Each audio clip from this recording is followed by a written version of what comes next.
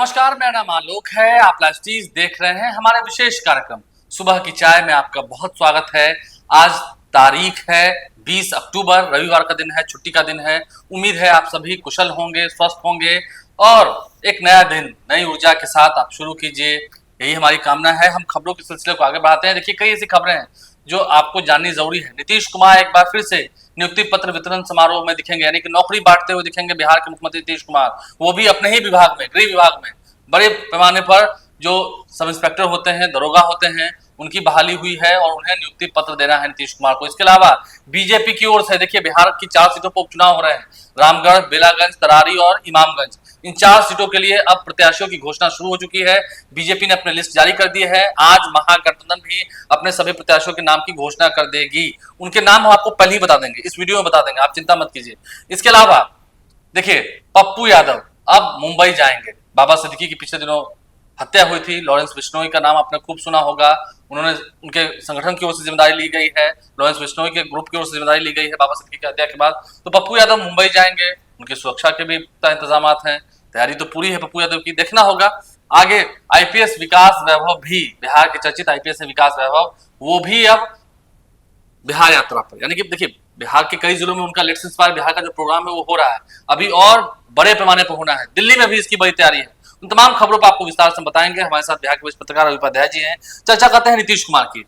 10 लाख नौकरी, 10 लाख रोजगार, नीतीश कुमार ने कहा था पटना के ऐतिहासिक गांधी मैदान से 15 अगस्त को, झंडोत्तोलन के बाद, जब महागठबंधन की सरकार थी। हालांकि वो कहते हैं कि 7 निश्चय पार्ट 2 में भी ये एजेंडा था, ठीक है, लेकिन अब उसे बढ़ाकर नीतीश कुमार ने 12 लाख कर दिया।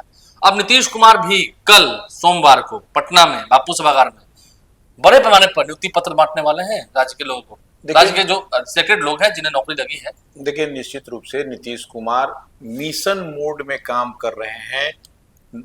जो रोजगार देने की बात है उसमें, और देखिए, रोजगार सिर्फ सरकारी माने नौकरी की बात नहीं है, ऐसे भी जो है सो नीतीश कुमार की ओर से जो कॉन्ट्रेक्चुअल है उस पर भी जो है सो बहाली हो रही है लगातार।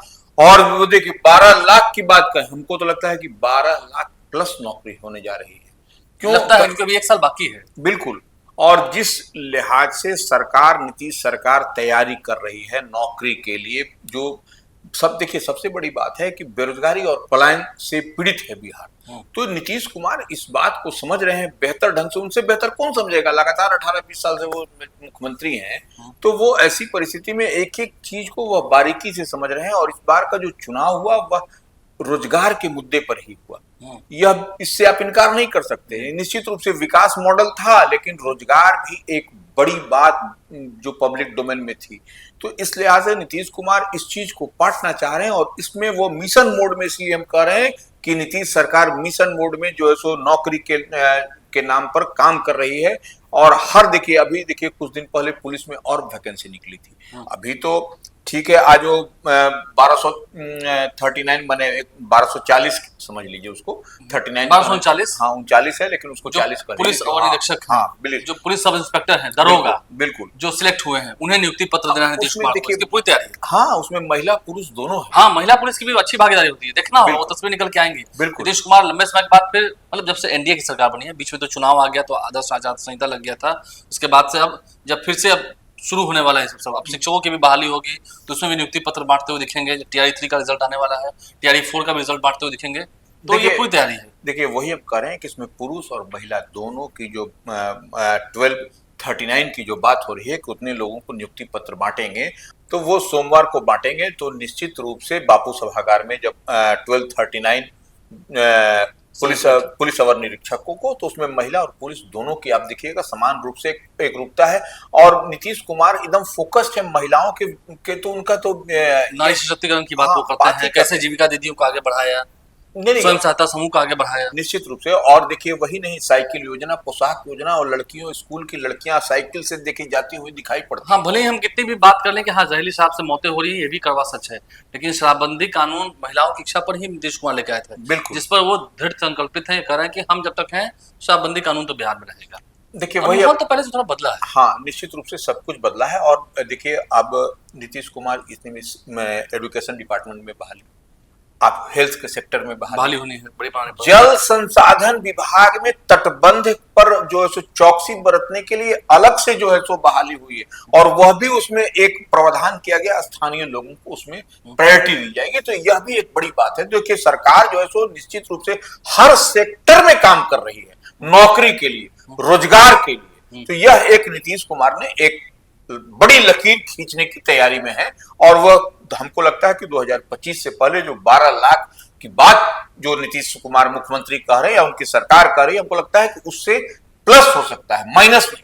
माइनस हो सकता है। देखिए एक बड़ी बात है जो रवि प्रधान जी बताए थे। अब हम बात करेंगे जरा चुनाव पर, उपचुनाव पर।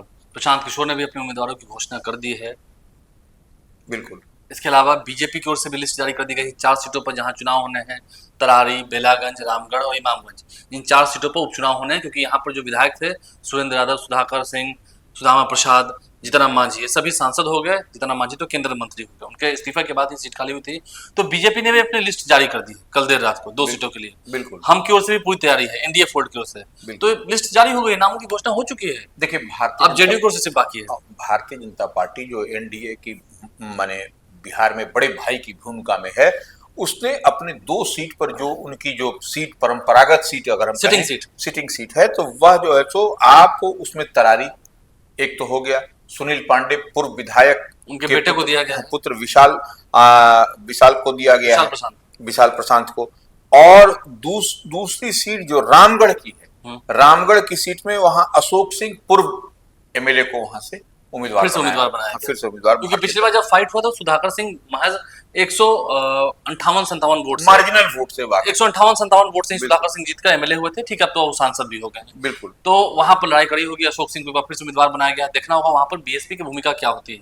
वहीं अगर हम बात करेंगे प्रशांत किशोर की, प्रशांत किशोर ने भी इमामगंज, तरारी और बेलागंज से उम्मीदवार की घोषणा कर दी है। सिर्फ रामगढ़ सीट उनकी बाकी है। बिल्कुल। और अगर बेलागंज की बात करें एनडीए फोर्ड से, तो जेडीयू की वो सीट है। तो बेलागंज में मनोरमा देवी का चुनाव लड़ना तय है। बिल्कुल। जेडीयू की ओर से घोषणा जब हो जाए, औपचारिक घोषणा आपको पहले ही बता दे रहे हैं, बेलागंज से मनोरमा देवी का ही चुनाव लड़ना तय है। और इमामगंज सीट से, जो कि हम की सीट है, हिंदुस्तानी अवाम मोर्चा की सीट है, वहां से संतोष सुमन, जो कि बिहार सरकार के मंत्री हैं, आपदा प्रबंधन विभाग के मंत्री हैं, 2 विभाग उनके पास है, लघु संसाधन विभाग उनके पास है, लघु सिंचाई वाला जो डिपार्टमेंट है वो भी उनके पास है।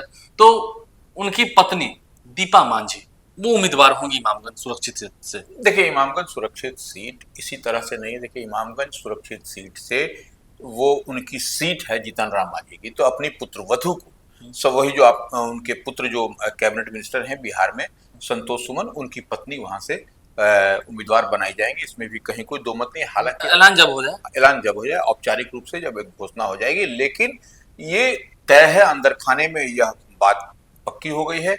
और वहां से देखिए आपको ये तो हो गया वहां से, लेकिन महागठबंधन की ओर से आज ऐलान होना है दोपहर 2 बजे। हाँ, तो उसमें भी देखिए नाम लगा तय है। आपके पास में वह नाम है। देखिए अब जैसे आप ही बताइए ना, माले से राजू यादव का नाम तय है, तरारी से लड़ेंगे। बिल्कुल। वहां पर एसके सिंह जो कि अवकाश प्राप्त है, पूर्व उप सेना प्रमुख लेफ्टिनेंट एसके सिंह हैं, उन्हें लेफ्टिनेंट जनरल एसके सिंह को प्रशांत किशोर ने उम्मीदवार बनाया है।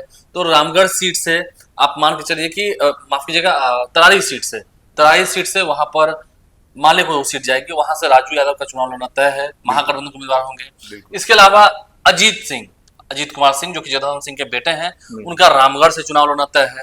इमामगंज में चर्चा हो रही है कि उदय नारायण चौधरी जो कि पूर्व विधानसभा अध्यक्ष हैं, उनके नाम पर मुहर लगेगी, लेकिन वहां पर देखना होगा। हाँ नहीं, वो तो देखिए अब उदय नारायण चौधरी वहां से वो लड़े भी हैं और जीते भी हैं।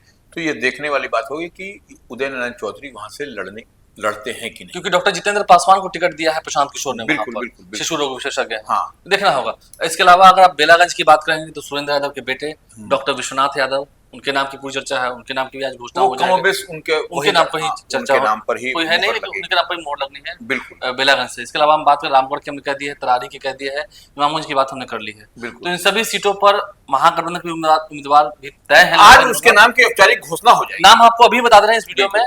आज उस नाम का ऐलान दोपहर 2 बजे आरजेडी के ऑफिस में महागठबंधन के संयुक्त जो नेता हैं संयुक्त रूप से प्रेस कॉन्फ्रेंस करके इसकी घोषणा कर देंगे। बिल्कुल तो इसकी भी तैयारी है, देखना होगा उपचुनाव में, क्योंकि प्रशांत किशोर भी इस बार है, बिल्कुल टक्कर देंगे। इसीलिए हम लोग कह रहे थे कि हर सीट पर, जो चारों सीट पर उपचुनाव हो रहा है, वहाँ ट्रायंगुलर फाइट होने की संभावना, मजबूत ट्रायंगुलर फाइट होगा। ये नहीं है कि दिखाने के लिए नहीं होगा, क्योंकि प्रशांत किशोर ने जो भी उम्मीदवार दिया है वह लोकल और स्थानीय। हम बार बार एक बात कहते हैं, लोग जिस बात को आप मानिए नहीं मानिए वो अलग विषय है, लेकिन ये प्रशांत किशोर इस बार नया एक बड़ी लकीर खींचने की तैयारी में है।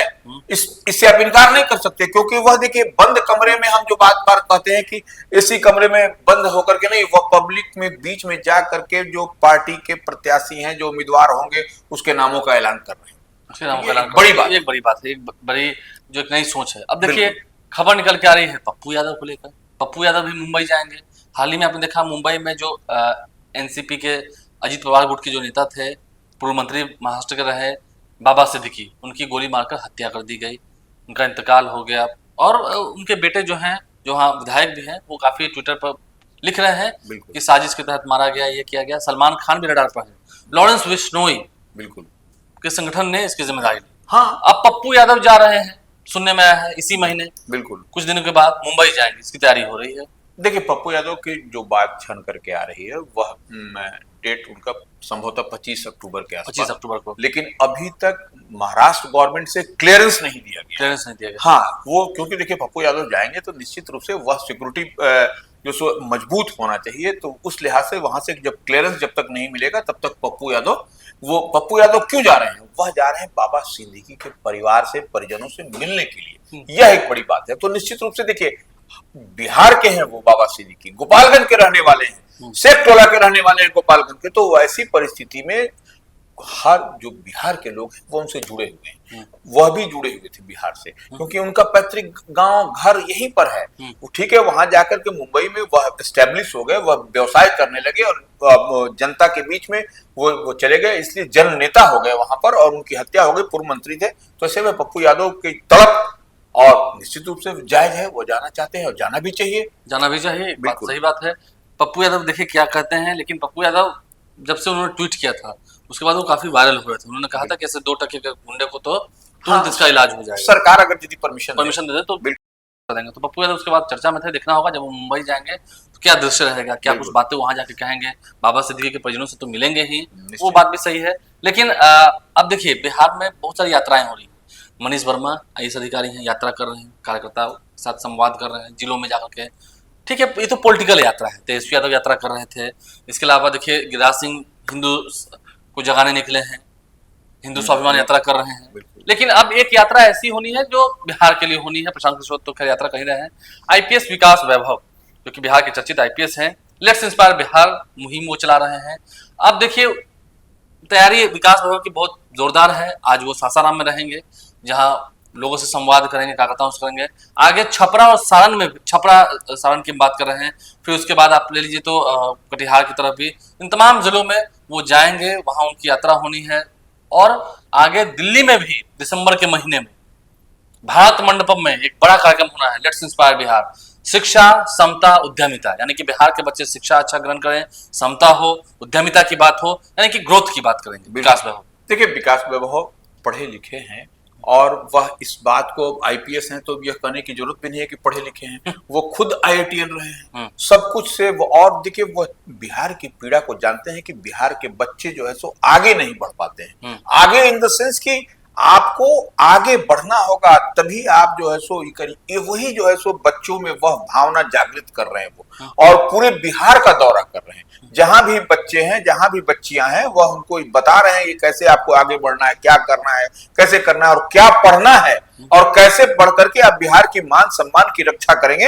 वो विकास वैभव अपने लेट्स एम्पायर बिहार के तहत जो वो घूम रहे हैं, और इसी के तहत वह दिल्ली में जो आपका कार्यक्रम रखा गया है उनकी ओर से, उनके चाहने वालों की ओर से, तो निश्चित रूप से उस दिन एक बड़ा जुटान दिल्ली में होगा, बड़ा जुटान होगा। हाँ, निश्चित रूप से ये तैयारी पूरी है। देखिए भारत मंडपम में कार्यक्रम होना है, जहां बड़े बड़े पॉलिटिकल पार्टीज का कार्यक्रम होता है, वहां पर विकास वैभव उस भारत मंडपम को भर देंगे, क्योंकि बिहार से लोग जा रहे हैं वहां पर, और जो बिहारी मूल के लोग हैं, दिल्ली में रहते हैं, वो भी वहां आएंगे, इन्वाइटेड हैं। बिल्कुल, तो एक बड़ा कार्यक्रम होना है। आज भी वो सासाराम में होंगे, जहां पर कई कार्यक्रमों में शिरकत करेंगे, लोगों से संवाद करेंगे। मतलब उनका कार्यकर्ता संवाद नहीं, लेकिन वो आम लोगों से मिलेंगे, युवाओं से मिलेंगे, जो लेट्स इंस्पायर बिहार से जुड़े हुए लोग हैं उनसे मिलेंगे और बिहार को बढ़ाने की बात कर रहे हैं विकास में, जो एक सराहनीय पहल है। काफी इसकी चर्चा होती भी है, लाखों की संख्या में लोग अब उनसे जुड़ भी गए। आरा में हमने देखा, ये कई ऐसे जिलों में उन्होंने जब बड़ी बड़ी रैलियां की हैं, वहां हमने रैली मतलब इन द सेंस की उन्होंने बड़ा कार्यक्रम किया, जो वहाँ रैली जैसी भीड़ आती है, जैसे बड़े बड़े नेताओं में नहीं आती है, बिल्कुल। वो उनमें भीड़ आती है। तो अच्छा एक पहल विकास लोग लेकर आए हैं, जिससे लोग जुड़ रहे हैं और आगे जो कार्यक्रम होगा उससे भी आपको अवगत कराएंगे। खैर, आज के इस कार्यक्रम के लिए इतना ही। अभी तो उपचुनाव है, खूब रंग चलेगा, खूब आरोप प्रत्यारोप का दौर चलेगा। तेजस्वी यादव भी प्रचार करने जाएंगे, नीतीश कुमार भी जाएंगे, सभी नेता उतरेंगे। देखना होगा प्रशांत किशोर भी इस बार किसका कितना खेल बनाते हैं, बिगाड़ते हैं। हमारे चैनल को सब्सक्राइब कर लें, साथ साथ फेसबुक पेज भी लाइक करें। आप अपनी राय कमेंट में जरूर दें। धन्यवाद।